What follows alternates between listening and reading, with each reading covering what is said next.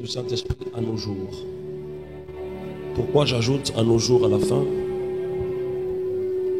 C'est simplement pour faire la différence entre la manière dont Dieu conduisait les gens dans l'ancienne alliance et la manière dont Dieu nous conduit aujourd'hui dans la nouvelle alliance.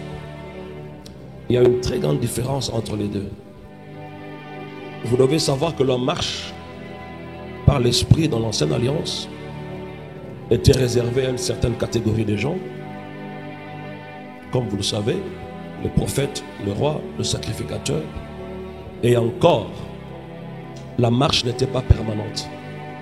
C'était une marche qui se faisait de temps en temps. À chaque fois que le Seigneur avait besoin de faire quelque chose, le Saint-Esprit venait et qualifiait la personne afin qu'il réalise un but divin. Et la marche par l'Esprit dans le monde est quasiment impossible. Dans le monde, on ne peut pas parler de la marche par l'Esprit. Dans le monde, chacun marche selon ses capacités, selon son intelligence, selon ses aptitudes, selon ses humeurs, selon les priorités qu'il estime être nécessaires pour lui. Et donc on ne peut pas parler de la marche par l'Esprit dans le monde. Mais dans l'Église, la marche par l'Esprit est donnée à tout chrétien.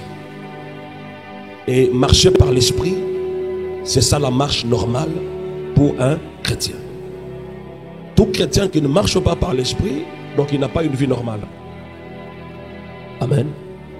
Marcher par l'Esprit, c'est ça la marche normale. Et nous allons procéder par des sous-thèmes. Au fur et à mesure que nous sommes en train d'avancer, il y aura des sous-thèmes qu'on va traiter autour du Saint-Esprit. Il y a tellement de choses à dire autour du Saint-Esprit que ça nous prendra beaucoup de temps. Et j'ai l'impression qu'on arrivera même au mois de décembre avec ça, parce que le leadership du Saint-Esprit, c'est quelque chose d'extraordinaire. Ne pas comprendre la marche par l'Esprit, c'est ne pas comprendre comment marcher pour réaliser ce que Dieu attend de toi. Ne pas connaître la marche par l'Esprit, ne pas l'expérimenter, c'est marcher au quotidien dans un domaine, dans une sphère où le diable peut à tout moment empêcher tes élans. À tout moment, le diable peut te vaincre et influencer négativement ta vie. Toutes ces personnes que vous voyez en train de souffrir sur la terre, c'est simplement parce que la marche par l'Esprit leur a échappé, c'est tout. Lorsque vous marchez par la chair, vous marchez dans le domaine où le diable est champion. Et quand vous marchez par l'Esprit, vous marchez dans le domaine où Dieu est champion. Et dans ce domaine-là, il n'y a ni maladie, ni infirmité, ni blocage, ni freinage. Jésus a donné un aperçu de cette marche par l'Esprit à Nicodème. Il lui dit, l'Esprit souffle, le vent souffle. Nous ne savons ni d'où il vient, ni où il va. Remarquez que lorsque nous marchons par l'Esprit, on ne sait pas localiser d'où est-ce que nous venons et où nous allons. Comprenez? Nous ne savons ni d'où il vient, ni où il va. Et Jésus va dire finalement qu'il en est ainsi de tout celui qui est né de l'Esprit. On parle de quelques-uns, mais de tous. De tous ceux qui sont nés de l'Esprit. Et donc si nous sommes nés de l'Esprit, comment devons-nous marcher? Comme le vent. Nous avons une vie incontrôlable. Une vie insaisissable. Si tu sais que tu es né d'esprit, tu marcheras comment? Comme le vent. Et la question que j'ai toujours posée à beaucoup de gens, ça vient d'où les blocages et les freinages pour les chrétiens? Ça vient d'où? Comment expliquez-vous qu'un chrétien vive tous les jours dans des blocages et dans des freinages? C'est simplement parce qu'il marche par la chair. Ce n'est pas une question de démon. Non, c'est la marche de la chair. Et dans cette marche-là, qui est champion? Le diable. Et dans la marche par l'Esprit, c'est qui le champion? C'est Dieu. Alléluia. Il en est ainsi de quelques-uns, non, mais de tous ceux qui sont nés d'esprit. Sans exception aucune. Alors qu'est-ce que vous attendez pour marcher par l'esprit? Ça c'est la grande question à laquelle on va donner des réponses. Alors on va introduire ce soir, et je ne suis même pas certain que l'introduction va finir aujourd'hui. C'est tellement, quand je méditais là-dessus, c'est tellement des choses, c'est tellement grand. Et donc laissons le temps au Saint-Esprit de faire ce qu'il veut. Ok? On va y aller mollo, mollo, on n'est pas pressé. Parlons-en avec beaucoup de maîtrise, avec tout le temps que Dieu nous accorde. Ça ne sert à rien d'aller très vite. Il faut que ça pénètre. Et il faut que ça produise des effets.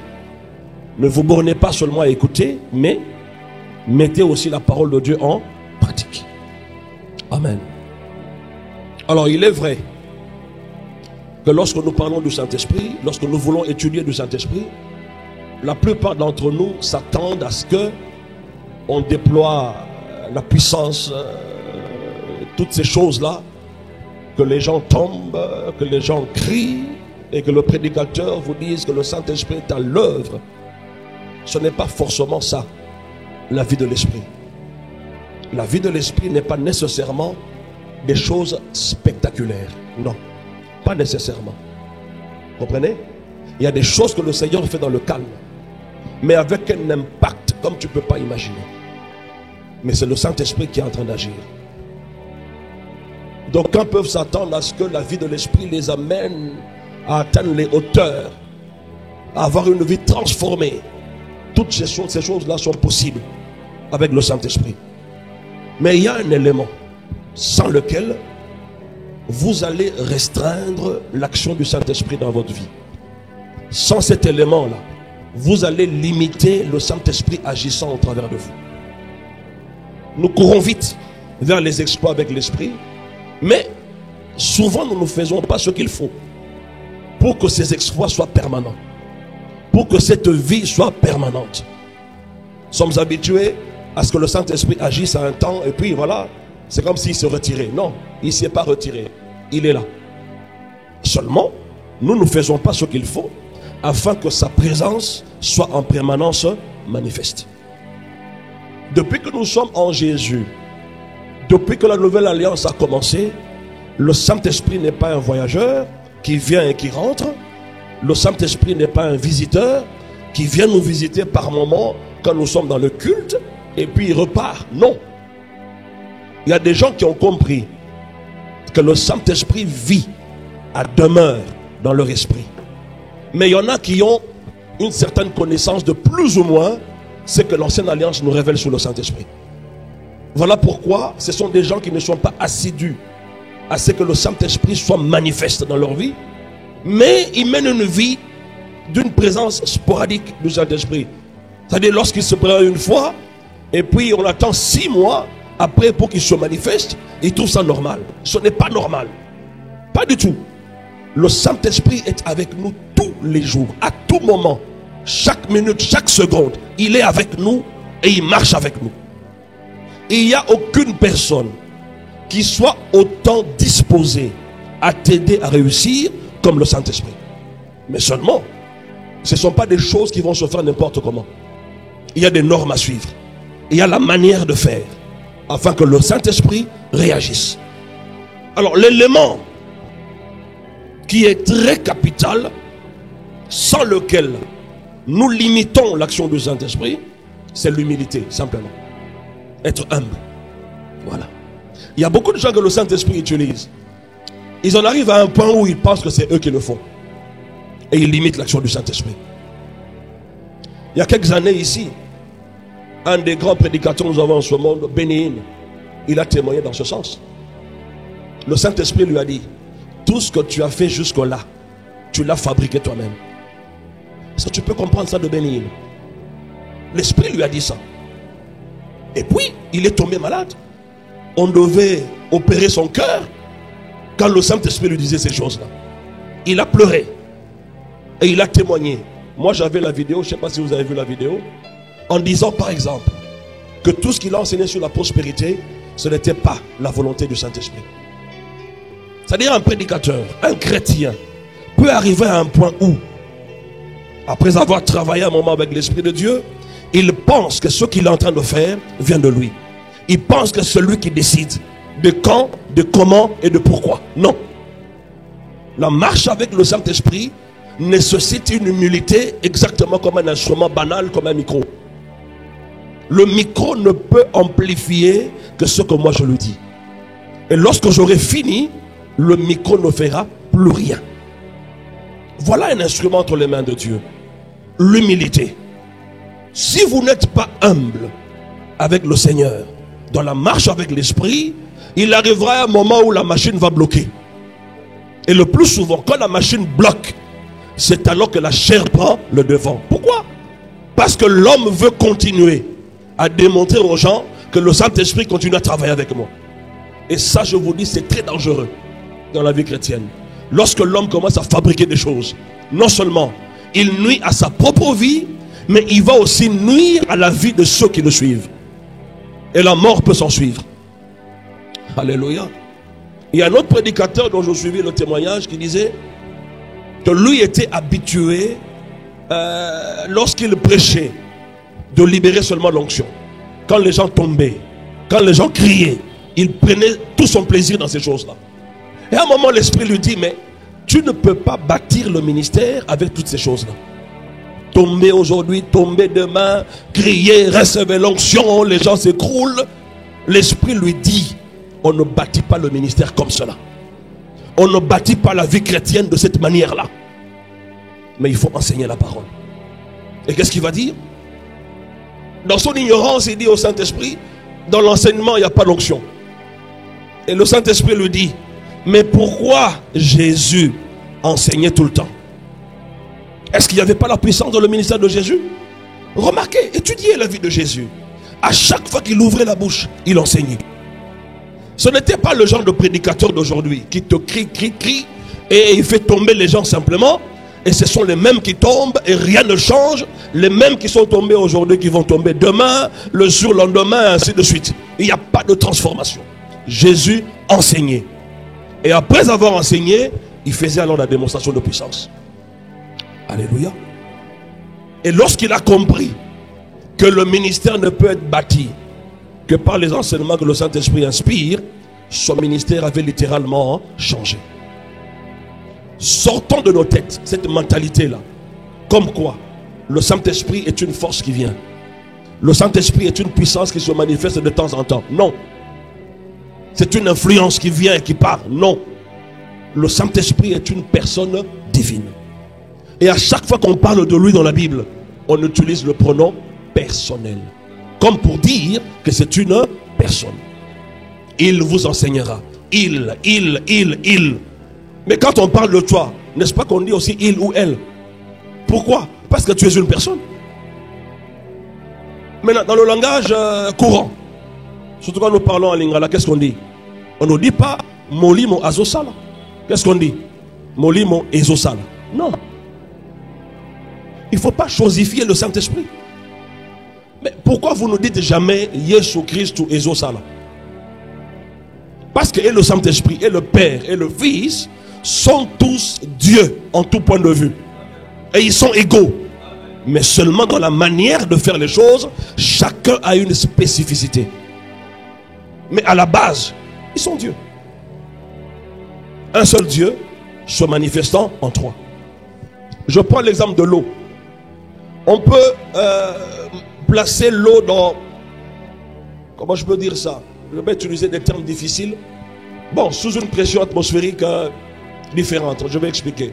Soit vous mettez l'eau à l'air ambiant, soit vous mettez l'eau dans un réfrigérateur. Qu'est-ce que vous allez remarquer? Que d'un côté, l'eau sera liquide, ok? De l'autre, ça sera une glace, mais les compositions chimiques restent les mêmes. Que ça soit la glace ou que ça soit de l'eau, ce sont les mêmes compositions. Qu'il soit le Père ou qu'il soit le Fils ou le Saint-Esprit, c'est le même Dieu qui agit. Je peux jouer le rôle du pasteur ici, tout comme je peux jouer le rôle de papa à la maison ou de l'époux. Je ne demeure pas moins la même personne.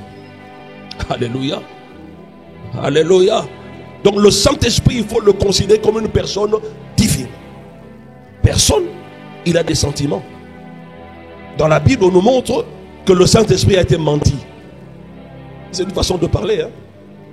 Il savait qu'on l'a menti. Mais quelqu'un l'a menti. Néanmoins. Ananias et Saphira. On vous dit le Saint-Esprit peut s'attrister. C'est comme si on parlait d'un homme. Mais on parle de Dieu, le Saint-Esprit. Il a des sentiments. On dit que le Saint-Esprit parle. Mais pourquoi il ne te parle pas? Mais moi je te dis qu'il te parle. Mais c'est toi qui n'écoutes pas. Vous ne pouvez pas vous approcher d'une chose comme on s'approcherait d'une personne. Et donc quand la révélation du Saint-Esprit comme personne divine vous échappe, vous ne vous approcherez jamais de lui comme si vous vous approchez d'une personne. Vous avez toujours tendance, lorsqu'on parle du Saint-Esprit, on voit la puissance. Non, le Saint-Esprit n'est pas égal à la puissance. Non, le Saint-Esprit est Dieu. Zorobabel le dit, ce n'est ni par la puissance, ni par la force, mais c'est par mon esprit, dit Dieu. Or, le Saint-Esprit peut manifester la puissance, il peut manifester la force. Moi, je ne suis pas des cheveux, non. Je suis, moi, un être humain. Mais il y a des choses que je peux manifester. Ces choses-là, ce n'est pas moi. Ce sont mes attributs. Ce sont mes fonctions, mes prérogatives. C'est pareil avec le Saint-Esprit. Alléluia. Mais si vous n'êtes pas humble à accepter la discipline du Saint-Esprit, il sera difficile qu'il marche avec vous. Le Saint-Esprit n'aime pas une vie de désordre. Désordre ne veut pas dire seulement que tu te saoules, tu vas en boîte, tu es dans l'impudicité. Non. Une vie de désordre, c'est-à-dire tu n'as pas de temps à donner au Saint-Esprit. Tu as toujours des raisons, tu es toujours occupé. Mais la personne qui est censée t'emmener là où ton bonheur est, c'est le Saint-Esprit. Maintenant, qu'est-ce que tu fais avec lui? Il est inconcevable qu'une personne échoue avec le Saint-Esprit comme collaborateur. C'est inconcevable. Tu ne peux pas échouer si réellement le Saint-Esprit est ton collaborateur. Tu ne peux pas échouer. Peu importe la situation. Humilité. Il veut la discipline. Combien de temps accordes-tu au Saint-Esprit? Quasiment, même pas une minute. Le plus souvent. Mais tu pries. Mais quand tu pries dans ta prière, accordes-tu au Saint-Esprit le temps de t'instruire, de te parler, de t'orienter, de te révéler les choses? Non. Non. Voilà pourquoi on échoue. Laissez tomber toutes ces histoires-là des démons qui m'ont fait ceci, cela. Vous avez de malédiction. Non. Quand on marche par l'esprit, on réussit toujours. Ah oui. Je ne vois aucun démon, je ne vois aucun esprit qui peut m'empêcher de réussir quand je marche par l'esprit. Les comprendre dans ce cours que marcher par l'esprit, c'est marcher comme Dieu. Quand Jésus marchait sur la terre, qui s'est opposé à lui? Qui a freiné la marche de Jésus? Personne. Pourquoi? Parce qu'il marchait par l'esprit. Alléluia. C'est ça qui nous échappe. On n'est pas discipliné. Mais chacun de nous ici a des plaintes. Maladie par-ci, échec par-là, chômage, maladie, ainsi de suite. Mais le Saint-Esprit peut te conduire dans des eaux paisibles où la maladie ne pourra pas t'atteindre. Dans les eaux paisibles où la paix va régner dans ton cœur. La personne divine que Dieu nous a donnée en tant qu'Église, c'est le Saint-Esprit. On ne peut pas parler ni de croissance, ni de miracle, ni de réussite, ni de succès en tant qu'Église sans la collaboration avec le Saint-Esprit. C'est quasiment impossible. Et puis ne limitons pas le Saint-Esprit seulement à la prédication de l'Évangile. Non. Même dans ton domaine d'activité, dans ton bureau, tu peux opérer avec l'Esprit. Ah oui. Parce que les occultistes opèrent avec leurs petits esprits là, dans les entreprises. Hein. Et tu vois tous les chrétiens dans pleurer. Oh, nos patrons abisso, as occultistes, sur la foutu mbongo, au sein de l'anglais Zoran mbongo la pesangai. Si je ne vais rien faire avec. Mais comment tu peux être aussi malléable comme ça? On te manipule comme un rien. Alors que tu as la personne la plus puissante de la terre habitant en toi. La personne la plus sage, la plus intelligente Et de surcroît, il est Dieu. Il habite en toi. Mais comment? Je ne fais qu'échouer jour après jour. Premier élément, l'humilité. On va voir l'exemple dans Matthieu chapitre 20. Matthieu chapitre 20.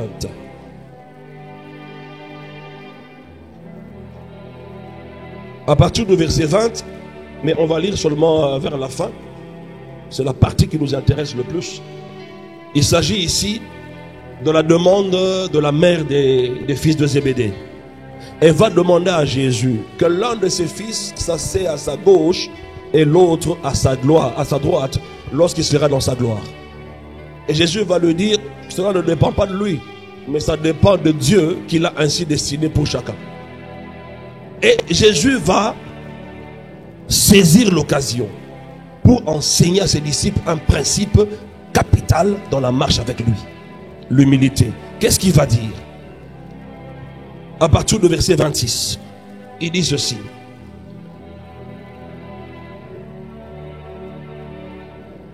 Il n'en sera pas de même au milieu de vous. Mais quiconque veut être grand parmi vous, qu'il soit votre serviteur. Tu veux l'onction de la grandeur? Ça veut dire le Saint-Esprit t'emmenant dans la grandeur. C'est pourquoi? Le service. Comprenez ça? Ah oui.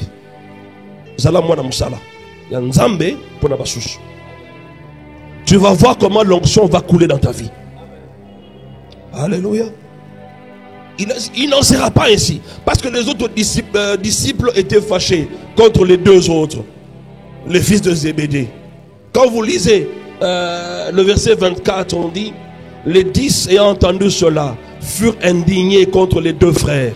Jésus les appela et dit: vous savez que les chefs des nations les tyrannisent et que les grands les asservissent. Il n'en sera pas de même au milieu de vous. Mais quiconque veut être grand, quiconque aspire à la grandeur, doit d'abord être accepté qu'il soit le serviteur. Sinon, peine perdue. Quand Jésus a dit: l'Esprit du Seigneur est sur moi, il m'a oint pour, c'était pour développer une vie personnelle égoïste, ou bien c'était pour le bien des autres? C'est alors que l'onction dans la vie de Jésus coulait sans cesse. Parce qu'il a compris qu'il était là pour le service. Mais nous on cherche l'onction pourquoi? Pour devenir riche. On cherche l'onction comme ça, pourquoi? Seulement pour vaincre les sorciers de la famille. Quand on veut l'onction, c'est pour nous. Ce n'est jamais pour les autres. Alors celui qui veut des choses pour lui ne sera jamais un instrument que Dieu va utiliser. Jamais. Alors, tu t'étonnes que Dieu ne t'utilise pas. Déjà à la base, tu n'es pas humble.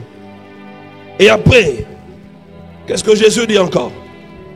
Et quiconque veut être le premier parmi vous, qu'il soit votre esclave. Ah, tu ne pouvais pas imaginer que j'allais commencer par là. Hein?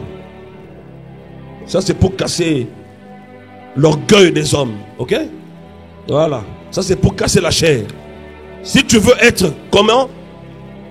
Le premier parmi les autres, il faut que tu sois d'abord leur esclave. 28. C'est ainsi que le Fils de l'homme est venu, non pour être servi, mais pour servir et donner sa vie comme la rançon de plusieurs. Mais toi, tu es venu pourquoi? Tu es venu pourquoi? Si tu n'es pas venu pour servir, alors oublie le fait que Dieu peut se servir de toi comme un instrument. Oublie ça. Et donc, tu auras toujours une carence en termes d'onction. Ah oui, parce que Dieu répand son onction sur les personnes qui veulent rendre un service à Dieu. Les gens qui veulent qu'au travers d'eux, Dieu atteigne les autres. Ce sont les gens qui ont l'onction. Alléluia. C'est-à-dire, avant de jeûner pour avoir l'onction, accepte d'abord d'être humble. Sois au service. Humilie-toi. Vous comprenez? Ne vois pas d'abord l'onction, je suis connu. L'onction pour le service. D'abord. D'abord ça. Et le reste viendra après. Donc lorsque Jésus a déclaré: l'Esprit du Seigneur est sur moi, il m'a oint, ce n'était pas pour développer une vie personnelle et égoïste, mais plutôt pour le service. C'était pour le service. Alléluia. C'était pour le service. C'est ainsi qu'il a saisi l'occasion pour enseigner un principe qui est applicable jusqu'à aujourd'hui. Ce n'est pas un principe qui est applicable seulement à cette époque-là. Jusqu'à aujourd'hui, le principe reste et demeure. Celui qui est humble dans la présence de Dieu, non pas comme un vase déjà rempli, Dieu le remplira. Mais quand tu viens avec tes préjugés, avec ce que tu connais déjà, Dieu ne te remplira jamais. Parce que tu es déjà rempli d'autre chose. Il faut venir comme quelqu'un qui ne connaît rien. Quelqu'un qui ne sait rien. Quelqu'un qui vient apprendre du Seigneur comment je peux faire. C'est alors, en toute humilité, le Seigneur va commencer à remplir ta vie. Sinon, tu seras rempli de rien. Parce que tu es déjà plein. Tu es plein de quoi? De convoitise. Tu veux l'onction pourquoi? Pour la salle à démonstration. Non. Pas forcément. Accepte d'abord d'être humble. Alors vous allez voir le résultat de l'humilité de Jésus à l'égard du Saint-Esprit. Acte 10, verset 38. Acte 10, verset 38. Il est écrit ceci. Nous y sommes. Je voudrais que nous soyons rapides et que chacun de nous lise dans sa Bible. Il est écrit, Acte 10, verset 38. Vous savez comment Dieu a oint du Saint-Esprit et de force Jésus de Nazareth. Il a été oint de quoi? Du Saint-Esprit et de force. Pourquoi faire? Qui allait de lieu en lieu, faisant quoi? Du bien et guérissant ceux qui étaient sous l'empire du diable, car Dieu était avec lui. Vous comprenez comment l'onction de Jésus travaillait? Hein? Il allait de lieu en lieu, des fois à pied. Il demandait le transport à personne. Hein? Il allait de lieu en lieu. Parce qu'il était animé d'une onction de service. Pourquoi tu ne sais pas aller de lieu en lieu? Évangélisant. Gagnant les âmes à Jésus. Mais quand on parle d'onction, toi tu vois seulement tes intérêts personnels. Tu es en train de bloquer l'action du Saint-Esprit. Jésus a dit à ses disciples dans Marc, au chapitre 16 là-bas, quand vous commencez au verset 15, il dit aux 11 qui étaient restés après sa résurrection, il dit, allez et faites de toutes les nations mes disciples, les baptisant au nom du Père, du Fils et du Saint-Esprit. Celui qui croira sera sauvé, celui qui ne croira pas sera condamné. Voici les miracles qui accompagneront ceux qui auront cru. Il donne tous les miracles et à la fin, la Bible déclare, et ils s'en allèrent prêcher partout. Quelle a été la conséquence? Le Seigneur accompagnait ces gens et confirmait leurs paroles par des signes et des prodiges. Pourquoi? Parce qu'au départ, il leur a été dit d'aller et de transformer les autres, de faire du bien aux autres. Quand ils ont obéi, la présence de Dieu était manifeste. L'onction de Dieu coulait au travers d'eux et Dieu confirmait chacune de leurs paroles par des signes, des prodiges et des miracles. Tu veux que tes paroles soient accompagnées de signes, que l'onction du Saint-Esprit t'accompagne. Comprends d'abord quel est ton rôle dans ce monde. Ah oui. Dieu ne répand pas son onction sur des choses que lui n'a pas initiées. L'onction de Dieu est répandue sur des choses que Dieu a initiées. Sinon, c'est la chair qui va travailler. Tu vas commencer à fabriquer les onctions. C'est ainsi qu'il y a des gens, ils prient pour les autres. Ils t'imposent la main, ils commencent à te pousser là. Ils pensent que l'onction, c'est quand quelqu'un tombe. C'est pas ça l'onction. Non. Non. Ah, pasteur, tika, tchakara de bogo na malembe. Si il semble là. Vous pensez que Dieu agit seulement lorsque les gens tombent? Non. Pas forcément. Ils s'en allèrent partout. Et le Seigneur les accompagnait, confirmant la parole de leur bouche. Comment? Par des signes, des prodiges et des miracles. Pourquoi cela? Parce qu'ils sont allés accomplir un service. En toute humilité. C'était pas qu'ils allaient chercher un gain. Non. Ils allaient chercher le bénéfice du royaume, pas leur bénéfice propre. Et lorsque tu cherches le bénéfice du royaume, sache que tu ne seras jamais perdant. Tu ne seras jamais perdant. Alléluia. Jésus allait de lieu en lieu dans le naturel, n'est-ce pas? Mais accomplissant des choses surnaturelles. Pourquoi? Parce qu'il n'allait pas de lieu en lieu avec Tralibanganaye. Il allait de lieu en lieu pour le bien des autres. Non seulement parce que Dieu était avec lui et qu'il était loin du Saint-Esprit, mais c'est parce qu'il était soumis et obéissant à l'Esprit en toute humilité. La clé pour voir ces choses-là, c'est quoi? Soumission, obéissance à l'Esprit en toute humilité. C'est tout. Tu vas voir le reste. Ne mets pas tes aptitudes là-dedans. Toi, sois un instrument. Comme ce micro, je le répète, ce micro. Ce micro a été conçu pour quoi? Pour amplifier le son. C'est tout. Donc le micro ne sait rien faire d'autre que amplifier le son. Et c'est de là que même quand tu as de l'argent, il n'y a pas de micro, tu cherches un micro pour prêcher. Le micro a de la valeur, pourquoi? Parce qu'il comprend son rôle spécifique parmi les hommes. Alors toi qui te cherches? Qui te cherche? Parce qu'on ne connaît pas ton rôle spécifique. Le service que tu dois nous rendre, on ne le connaît pas. Même dans l'église. Des fois on parle trop, mais il n'y a rien qui se fait. Alléluia. Alléluia.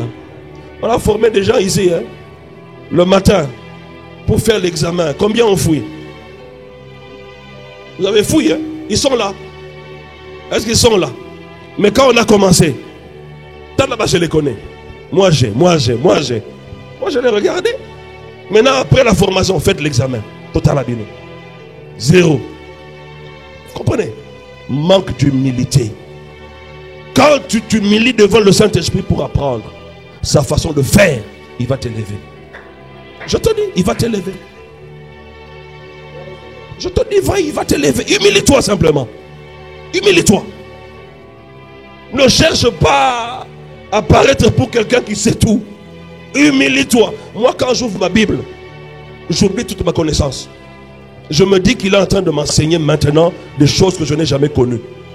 Je ne me suis jamais contenté de ce que je connais. Celui qui pense qu'il est arrivé, il ne lui reste plus qu'à tomber. C'est ce que la Bible déclare. Alléluia. Alors sachez ceci,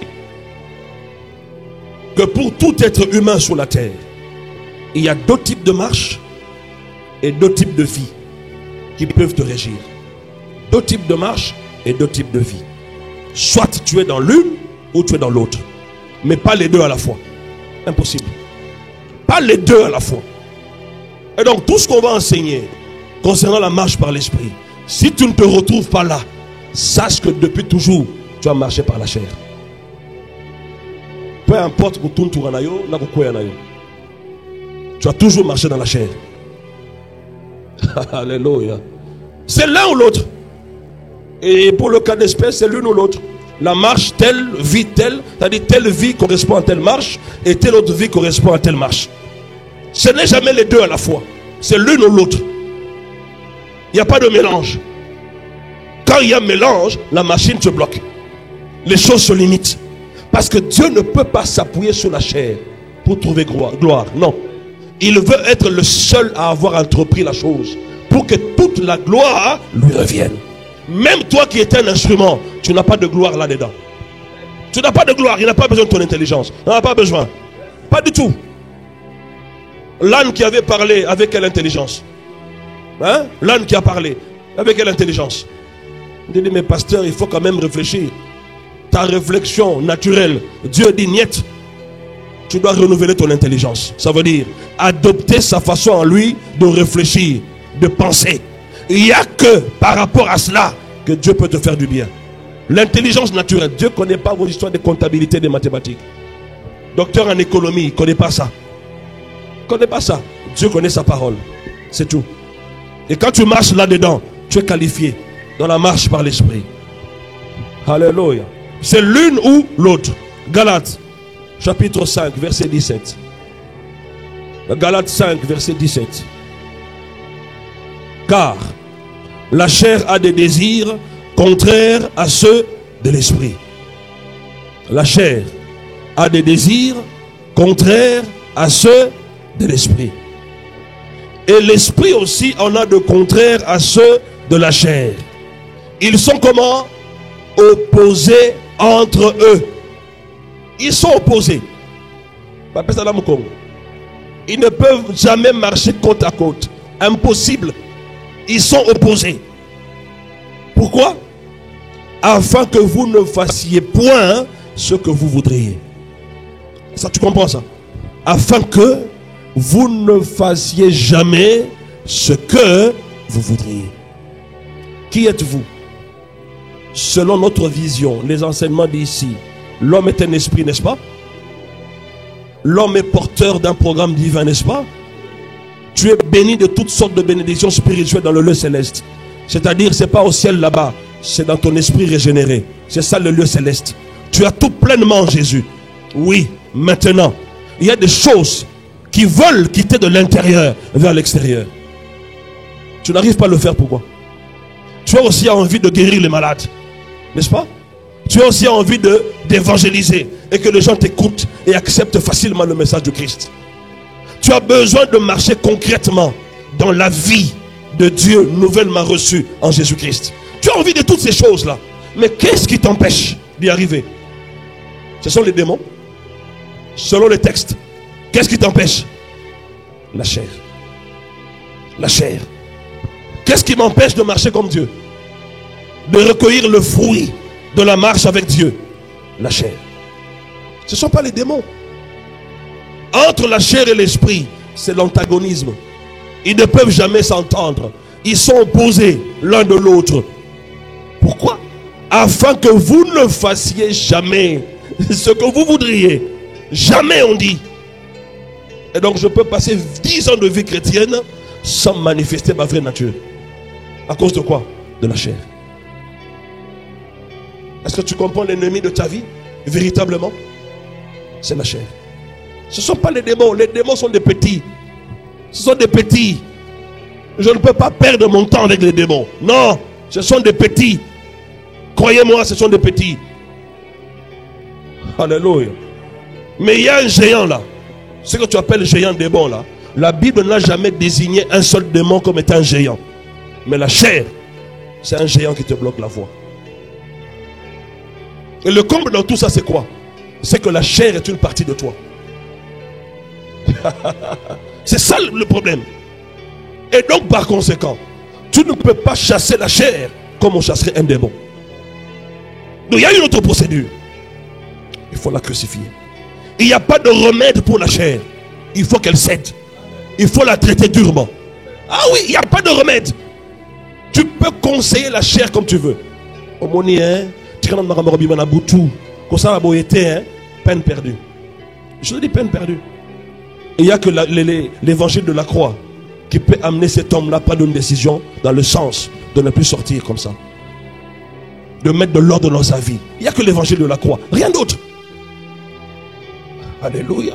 Deux types de vie qui correspondent à deux types de marche. Alors, il s'agit de quoi? De la vie naturelle ou charnelle. Cette vie naturelle est issue de mes parents terrestres. Donc la vie naturelle ou la vie charnelle. Cette vie est issue de mes parents terrestres. Quand tu opères dans cette dimension, tu ne pourras que faire des choses que les hommes font. Pas au-delà. Donc il ne faut même pas aspirer au miracle. Parce que les hommes ne font pas des miracles. Mais là, c'est quoi l'esprit de blocage? Ce sont les démons ou bien c'est la chair? Ah oui. La vie naturelle, c'est cette vie-là, charnelle, que tu as reçue de tes parents. Voilà pourquoi des fois tu fais les choses à la limite de ce que ton papa a fait. Alors si tu veux aller au-delà de ce que ton papa terrestre a fait, alors il faut accepter la vie surnaturelle ou la vie spirituelle que tu as déjà reçue en Jésus. Et cette vie nouvelle, la vie spirituelle, t'identifie à ton papa céleste. Et t'amène à répercuter la même vie sur la terre. Et le principe de marche là-dedans, c'est que tu dois marcher selon lui. Parce qu'il est esprit, alors marche par l'esprit. Comme j'étais né de la chair, je marchais par la chair. Je faisais les choses de la chair. Maintenant que je suis né d'esprit, je dois être animé par l'esprit, pas autre chose. Mais ce ne sont pas des choses qui se font automatiquement. Le combat réside à ce niveau-là. Mais toi, tu as déjà en toi tout ce qu'il faut pour vaincre la chair et ses conséquences. Donc sur base de ces deux vies, nous pouvons considérer ce qui suit. Il y a deux sortes de mondes. Il y a deux mondes. Que vous y croyez ou pas, ça ne demeure pas moins la vérité. Il y a le monde spirituel et il y a le monde naturel. Il y a deux mondes. Celui qui marche par l'esprit opère à partir de quel monde? Le monde spirituel. Les ressources de sa vie pour réussir, il les tire d'où? Du monde spirituel. Et vous devez comprendre que la vie spirituelle contrôle la vie naturelle. Ah oui. Alléluia. L'intelligence, la sagesse dont j'ai besoin pour réussir dans le monde naturel, je tire ça d'où? Du monde spirituel. Mais si la vie spirituelle est zattée, automatiquement, je vais opérer comment?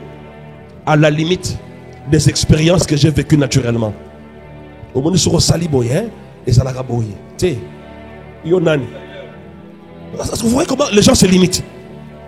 Donc avant d'aller vraiment à proprement parler de la marche par l'esprit, comprenez ces choses. Ça c'est fondamental. Les gens ne comprennent pas ça.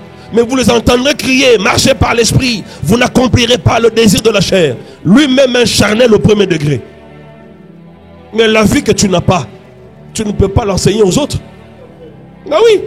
Parce que ce que tu es va crier plus fort que ce que tu fais ou ce que tu dis.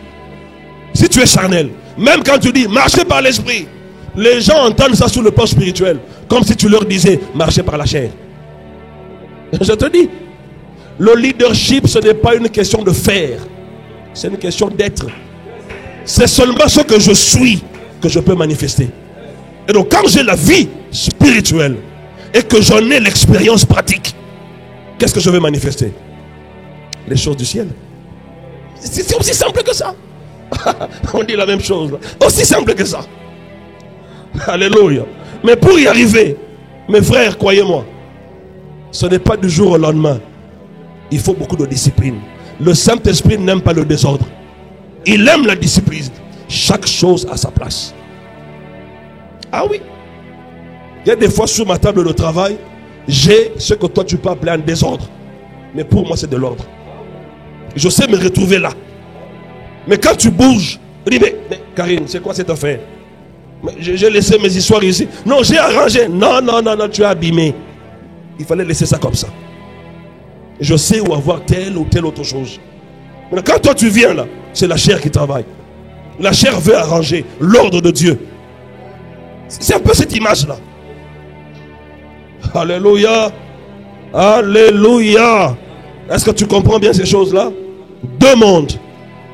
Tu dois comprendre que le monde naturel n'est plus la base de ma réalité. Ok? Pour que je dise quelque chose est vrai, il faut que j'en ai la révélation sur le plan spirituel. Ah oui. Donc tu peux me dire c'est rouge. Moi je dis non, c'est noir. C'est comme ça que Jésus travaillait. Qu'est-ce qu'il dit? On lui dit l'enfant, la petite fille, elle est décédée. Qu'est-ce que lui dit? Non, elle dort. Elle dort. Lui, il donnait le témoignage du ciel. Et les autres donnaient le témoignage de la terre. La vie naturelle. Quand tu opères dans cette vie, tu auras des limites partout. Ah oui. Ça sera toujours, tu vois, pour arriver là-bas, il faut que quelqu'un te pistonne. Non. Il nous a été donné un nom. Et c'est une recommandation. Le nom de Jésus. J'ai un libre accès auprès de Dieu, dans la main de qui se trouvent tous les cœurs des hommes. Et donc je peux fréquenter ce Dieu au quotidien et j'aurai la faveur des hommes. que j'ai un ministre ou pas dans ma famille, que j'ai un député ou un sénateur dans ma famille, j'ai Dieu. Et j'ai un nom. Vous comprenez ça? On peut hériter d'un nom de plusieurs manières. Il y en a qui ont hérité un nom parce qu'il est né de ce père-là. Il y a d'autres qui ont hérité le nom par le fait d'être adopté par quelqu'un. Mais nous avons hérité le nom de Jésus. Ça, tu comprends ça? Non, ça c'est différent. Là c'est différent. Hériter du nom de Jésus. Waouh. Ça c'est une richesse incommensurable. Hein? On peut prendre l'exemple de 2 Rois 6, 12 à 17. On connaît le texte, n'est-ce pas? 2 Rois 6. Je commence au verset 12. Il est écrit ceci. L'un de ses serviteurs répondit: personne, ô mon roi, mon seigneur, mais Élisée le prophète, qui est en Israël, rapporte au roi d'Israël les paroles que tu prononces dans ta chambre à coucher. Comment cet homme-là peut arriver à écouter les choses que le roi disait dans sa chambre à coucher? Est-ce que tu peux comprendre ça? Non, frère, tu peux comprendre ça. Il est chez lui. Mais tout ce que le roi dit dans sa chambre à coucher, lui, il écoute ça. Les fréquences diffèrent. Il y en a qui sont dans une fréquence Top Congo, fréquence RTNC, fréquence RFI. Mais il y en a qui sont branchés au ciel. Ils ont en temps réel les informations dont ils ont besoin. Pour se mettre à l'abri des réalités de la terre. Je te dis, la vie spirituelle contrôle la vie naturelle. Et ce monsieur, on n'arrivait pas à l'atteindre. Pourquoi? On n'arrivait pas à vaincre Israël. Pourquoi? Parce qu'il y avait quelqu'un qui avait les informations. Des informations très chères. Ils n'ont pas eu besoin d'envoyer des espions cette fois-ci. Il y avait un espion, le Saint-Esprit. Il est au courant de tout. Et il vient le dire. Élisée dit au roi d'Israël: faites ceci, faites cela. Et il y a une embuscade là-bas. De l'autre côté, c'est dégagé. Passez par là. Qui a fait la stratégie de guerre? Le Saint-Esprit. C'était pas un homme. C'est pas un homme. Toi, tu t'engages dans des combats comme ça. Monde spirituel.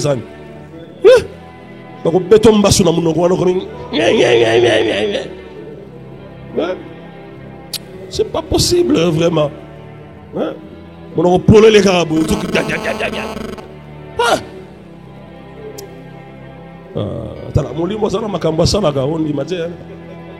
Et le roi dit: allez et voyez où il est, et je te le ferai prendre. On va lui dire: voici, il est à Dothan. On l'a localisé quelque part. Il y envoya des chevaux, des chars et une forte troupe qui arrivèrent de nuit et qui enveloppèrent la ville. 15. Le serviteur de l'homme de Dieu se leva de bon matin et sortit. Ça c'est Géasi. Et voici une troupe entourait la ville avec des chevaux et des chars. Et le serviteur dit à l'homme de Dieu: mon Seigneur, comment ferons-nous? Et le verset 16, il répondit: ne crains point, car ceux qui sont avec nous sont en plus grand nombre que ceux qui sont avec eux. 17. Élisée pria et dit: Éternel, ouvre ses yeux pour qu'il voie. Ouvre ses yeux pour qu'il voie. C'est ça la foi. Ne marchez pas selon la vue. Ne marchez pas selon la vue. Mais que lui, qu'est-ce qu'il voyait? Le monde naturel. Et en voyant le monde naturel, il s'est limité. Ah oui, parce que tu cherches d'où viennent toutes ces histoires de blocage. Je te démontre que ce ne sont pas des démons. C'est ta perception. Oui, tu n'as pas une bonne perception spirituelle des choses. Voilà pourquoi tu te limites toujours. Et des fois, tu as peur de foncer. Tu te limites. Pourquoi? Parce que tu regardes à la nature. Il regarde les soldats de Syrie. Il y avait des chars. Il y avait une foule nombreuse de militaires qui les encerclaient. Mais son maître Élisée, qu'est-ce qu'il va faire? Il dit: attends. Avant que nous comprenions, que tu comprennes ces choses, il faut que tu vois ce que je vois. Si tu ne vois pas ce que je vois, ça sera difficile. C'est comme ça aussi devant Jéricho. On dit que Jéricho était barricadé. Il il n'y avait aucune entrée, il n'y avait aucune sortie. Maintenant, quand Dieu envoie Israël là-bas, qu'est-ce qu'il va dire à Josué? Josué, vois Jéricho. Vois Jéricho et son roi vaincu. Vois. Écoute, quand tu ne vois pas avec l'esprit, tu ne pourras rien faire. Et le diable comprenant ça, flash pas. Quand toi tu vois, tu dis, hey, ça n'est fini pour moi. Non, c'est pas fini. Vous savez combien de gens se sont suicidés à cause de ce genre de choses? Il s'est suicidé parce qu'il dit, je n'ai pas d'issue, je ne sais pas quoi faire. Et parce que tu regardes la nature. Oui, tu regardes la nature. Tu fais les choses de ton papa terrestre. Là, ton papa terrestre disait, non mais mon fils, c'est impossible. Alors c'est là que toi aussi tu es.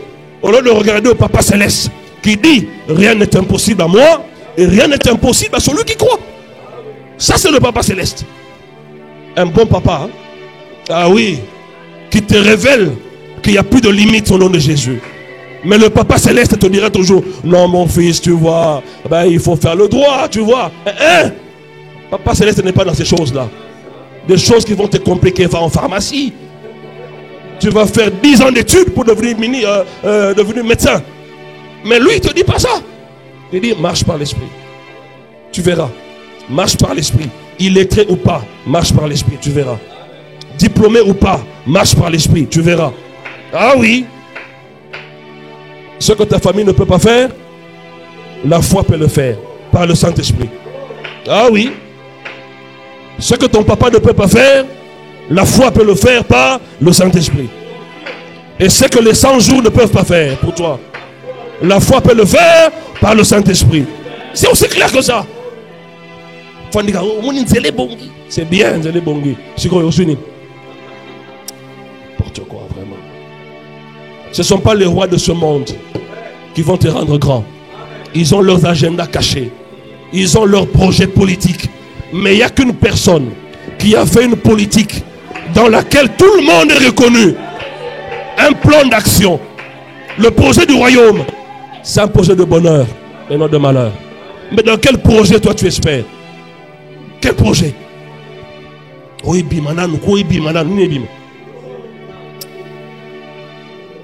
mais moi je ne suis pas ministre pour toi. Alors, le gouvernement de Zambé Bima. Tu vas limiter ta vie pour rien.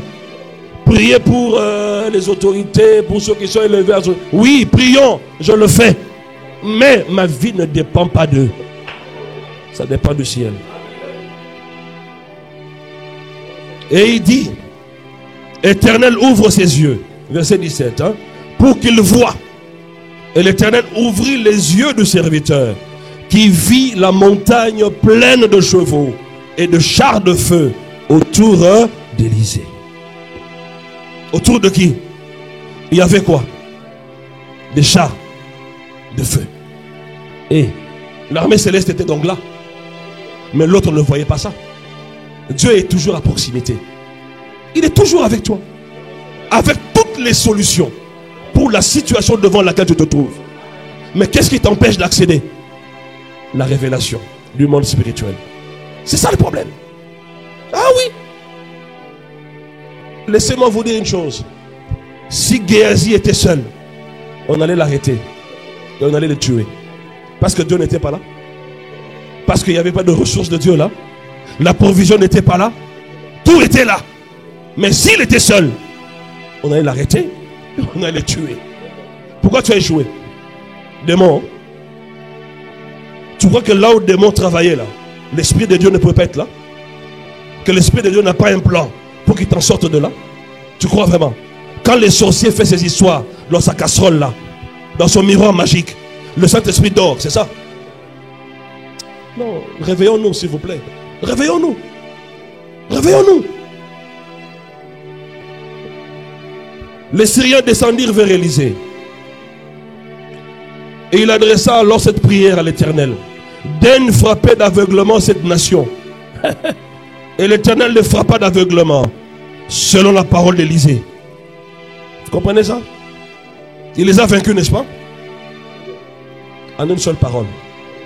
Il a vaincu toute une armée. Voilà pourquoi quand tu lis dans Hébreux chapitre 11, on vous parle des héros dans la foi. Et à la fin, tellement qu'ils ont fait des exploits, la Bible déclare que le temps nous manquerait. Pour parler de Gédéon, pour parler de ceci ou cela, qui vainquirent des armées, qui vainquirent des royaumes par la foi. Par la foi.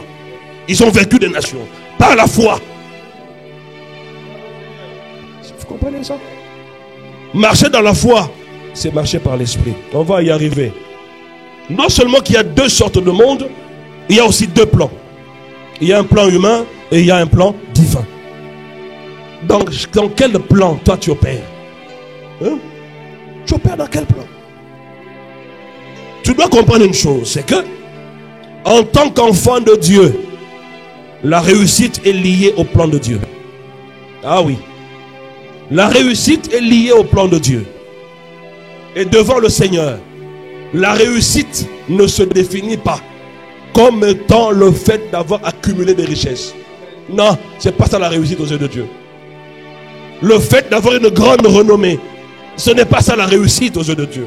La réussite aux yeux de Dieu, c'est lorsque tu commences à réaliser le plan de Dieu dont tu es porteur. Ah oui, c'est là que Dieu considère que tu as commencé à réussir. Sinon tu ne réussis pas. Tu ne réussis pas. Si être député n'est pas dans le plan de Dieu pour toi, c'est un échec. Mais tu as l'hémicycle. Tu as même l'immunité parlementaire. Tu as une Jeep.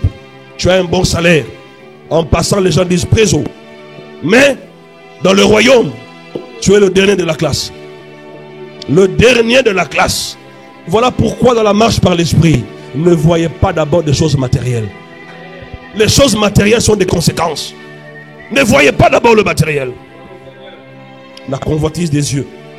Quand vous lisez Jérémie 29 verset 11, le Seigneur nous dit clairement que le plan dont le plan qu'il a arrêté pour nous est un bon plan, n'est-ce pas?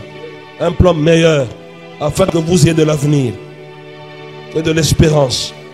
Il y a aussi deux principes de vie qui découlent soit de la vie naturelle ou de la vie spirituelle.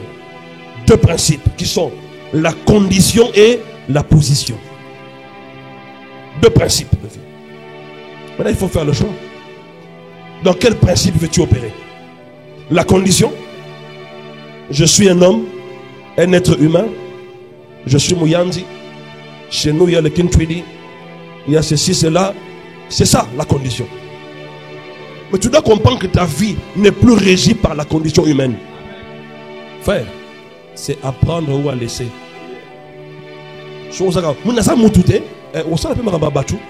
Oublie même que les miracles existent. Je le dis parce que l'homme ne fait pas de miracles, c'est Dieu qui fait des miracles. Même Satan ne fait pas de miracles. Non, il simule les choses. Miracle au vrai sens du mot, c'est Dieu seul qui peut les faire. Tout ce que lui fait là, non, un miracle c'est pas pour séduire. On dit il fera des miracles pour séduire. Non, le français des fois est pauvre pour expliquer certaines valeurs que nous retrouvons dans la parole de Dieu, des valeurs spirituelles. C'est Dieu qui opère des miracles. Alléluia. Alléluia. Même quand Jésus déclare à la sœur de Lazare que je suis la résurrection et la vie, ça veut dire que même tous les morts que j'ai ressuscités là, au fond, ils ne sont pas ressuscités. La résurrection c'est moi. Parce qu'après ils étaient morts. Mais lui quand il est ressuscité, il n'est plus jamais mort. Il n'est plus jamais mort. C'est lui qui explique le vrai sens de la résurrection. Alléluia. Condition ou position? Ma condition, c'est ce que je vois dans le monde naturel. Je suis sorti d'une famille qui n'est pas connue. Ok? Je n'ai personne pour me soutenir. Du reste, j'ai eu du mal à avoir ne fût-ce que mon diplôme d'état. Ce sont toutes ces choses-là qui sont dans ta tête. Ça, c'est ta condition. Et ta vie n'est plus régie par ça. Tu vis maintenant selon ta position. Tu es avec Christ, assis avec lui dans le lieu céleste. Jean chapitre 3, versets 31 à 33. Jean 3, 31 à 33. Il est écrit ceci. Celui qui vient d'en haut est au-dessus de tous. Celui qui est de la terre est de la terre. Et il parle comme étant de la terre. Celui qui vient d'en haut est au-dessus de tous. Position céleste et position terrestre. Le céleste est au-dessus de tous. De tous les terrestres. Est-ce que tu comprends ça? Toi, tu es né d'en haut. Tu es né d'en haut. Donc ta position, c'est quoi? Tu viens du ciel. Et tu es au-dessus de tous les terrestres. Tous les terrestres. Les sorciers et tous ces gens sont des terrestres. Tu as pas des sorciers. C'est comme si quand les sorciers opèrent, Dieu est en train de ronfler dans son lit. C'est pas possible. C'est pas possible. Il dit, je t'ai gravé dans ma main. Et personne ne peut te retirer de là. Je t'ai gravé. Donc tu es comme un tatouage qu'on ne peut plus enlever. Est-ce que tu comprends ça? Qui peut prendre ça, retirer ce tatou là? Oh, mais dis que la nature vous enseigne aussi. Je suis gravé dans sa main et les sorciers viennent dans la main de Dieu. Ça, c'est pas l'évangile, ça. Ça, c'est pas l'évangile. Tu as vu la position là-bas? Celui qui est du ciel, il rend témoignage de ce qu'il a vu et entendu. Et personne ne reçoit son témoignage. Ça veut dire quoi? Les terrestres ont du mal à le comprendre. Il a une longueur d'avance par rapport à eux. Jésus a dit aux pharisiens, vous ne pouvez pas comprendre mon langage parce que nous n'avons pas le même père. Moi, mon père à moi, c'est Dieu. Vous avez pour père le diable. Mon langage vous dépasse. Écoutez, ayez le langage de la Bible. N'ayez pas honte de cela. C'est une haute sagesse. Ah oui, c'est une haute sagesse. Voilà, comme tu veux opérer comme un oiseau de la basse-cour. Maintenant, le problème c'est quoi? Les oiseaux de la basse-cour, à la bonne année, on les arrête là, on les prend, on les tue. Fini. Hein? Mais des oiseaux comme l'aigle, qui va aller prendre l'aigle là-bas? Qui? Voilà, du reste, une poule. Est-ce que tu comprends ça? Tu es céleste. Il y a deux lois. Il y a la loi naturelle et la loi surnaturelle. Ah oui. Il y a des gens qui vivent dans une loi naturelle. Il est né de nouveau. La Bible confirme, sans l'ombre d'un doute, que tu es délivré de la puissance des ténèbres et que tu habites désormais dans le lieu céleste en Christ. Mais il y a une loi naturelle à laquelle tu es attaché. La chair. La chair. C'est ça qui t'empêche à jouir de ta vraie position en Christ. C'est ça qui t'empêche. Loi naturelle. La loi naturelle, c'est l'image de la pesanteur. Quand tu opères dans la nature, tu ne peux pas t'envoler. Jamais. Tu seras trop lourd pour prendre de l'envol dans ta vie. Trop lourd. Ah oui. Maintenant, pour avoir les réacteurs qu'il faut, pour vaincre la loi de la pesanteur, qu'est-ce qu'il faut? La loi de l'esprit de vie en Jésus. Ah oui. Ça s'appelle la vie, la loi de la sustentation. Ça, on a vu en physique. La loi de la stabilité. C'est-à-dire quand un avion décolle, l'avion a du mal. Et tu vois ces réacteurs. À l'intérieur de l'avion, ça bouge même. Et très souvent, l'avion, suivez bien, hein, ne fait de crash qu'en décollant ou en atterrissant. Très souvent. À cause de quoi? La loi de la pesanteur. Mais une fois que tes réacteurs sont de, comment on peut dire ça, d'une grande dimension, hein, tu commences à vaincre la loi de l'attraction. Tu montes, tu montes, tu montes.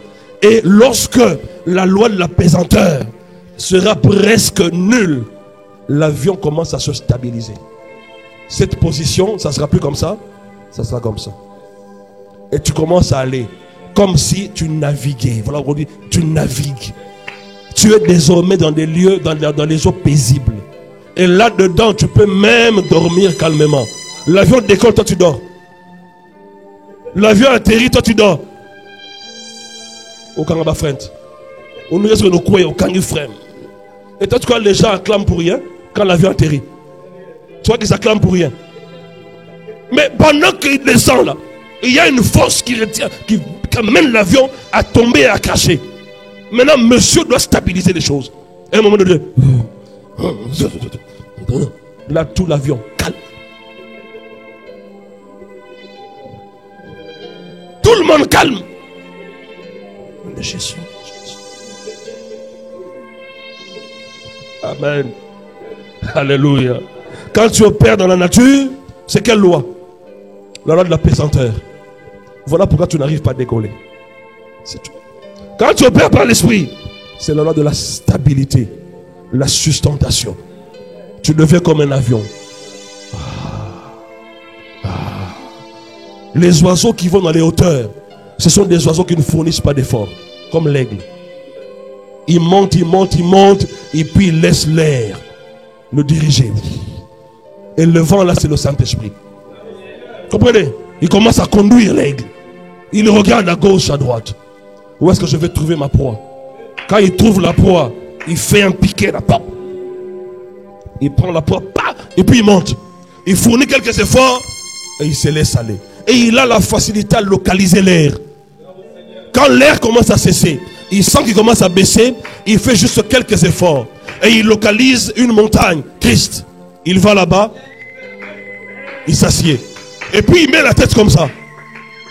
Comme aux aéroports. Hein. Il y a toujours, comment vous appelez ça, les gens qui travaillent là? Comment?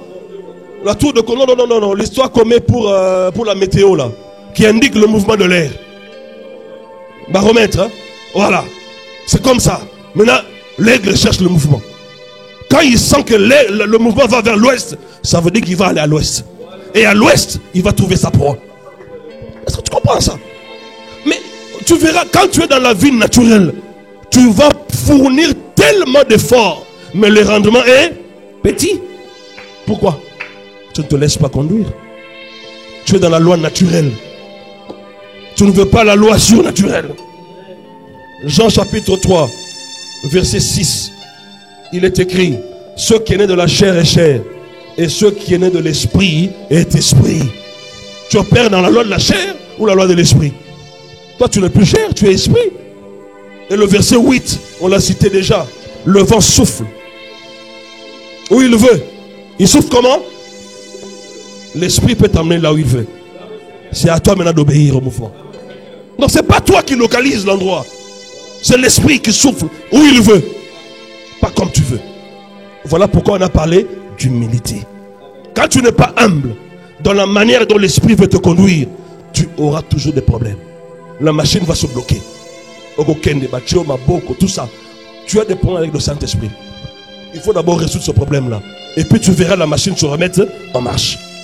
L'esprit là, le vent, il souffle où il veut. Et tu en entends le bruit. Mais tu ne sais d'où il vient ni où il va. Il en est ainsi de tout homme qui est né de l'esprit. Tu es dans quel compartiment? Tu es dans quel compartiment, mon frère? Ah oui. Je termine juste ces éléments-là. Il y a aussi deux prières. La prière en esprit et la prière avec l'intelligence. Ah oui. Il faut faire les deux. Et il y a aussi deux façons de chanter. En esprit et avec l'intelligence. Donc, remarquez que c'est l'un ou l'autre, l'une ou l'autre. Comprenez? Le milieu là, ça n'existe pas. Ou tu es dans le compartiment où l'esprit va marcher avec toi, ou tu es dans le compartiment où tu n'es autre chose que le reflet de ton grand-père. Ce soulard là. Ah oui. Oui.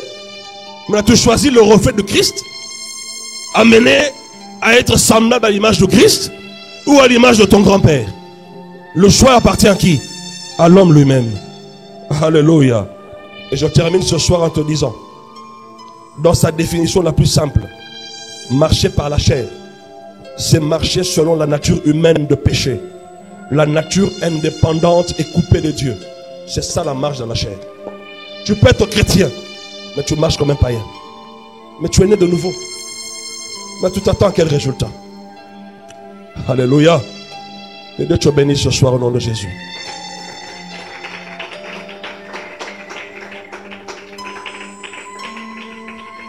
Je voudrais que tu ailles méditer ces choses à la maison. Que tu prennes même le temps de prier. Demain, quand on aura fini le message, on aura le temps aussi de prier comme il faut. Nous sommes d'accord?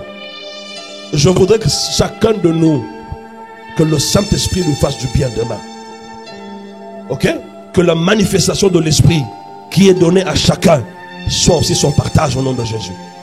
Donc préparez-vous pour demain. On aura le temps de beaucoup prier. Que Dieu vous bénisse au nom de Jésus-Christ.